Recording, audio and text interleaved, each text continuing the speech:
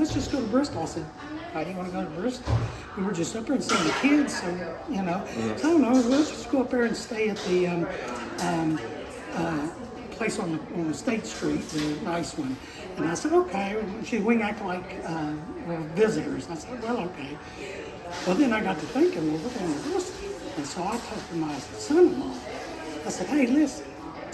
I said, Moonlight's back on the market. I said, would you be interested in going in with us to do this? And he said, yeah, sure. So I said, good. I said, don't say nothing to Renee. We got up and I said, let's go out to eat. So we went out to eat, and I was sitting there at dinner thinking, when do I bring it up? So I was waiting for the right moment. I said, you know, I told you that the Moonlight's for sale, right? I said, well, Chance and him said they'd go in. And it got deadly quiet. I was waiting for a slap upside the head. And she said, well, I always thought it was a great idea, but the last time was just so bad, I didn't, you know. I said, so well, what does that mean? She said, well, I'd be willing for it. I said, well, good, because we're going to go see it tomorrow at 4 o'clock. I always thought it was a good idea. You know, I couldn't deny that.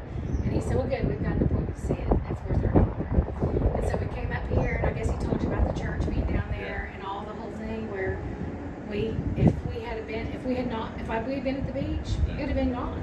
And it would have been torn down by now. I mean, it would have been. So it just felt like everything just worked out.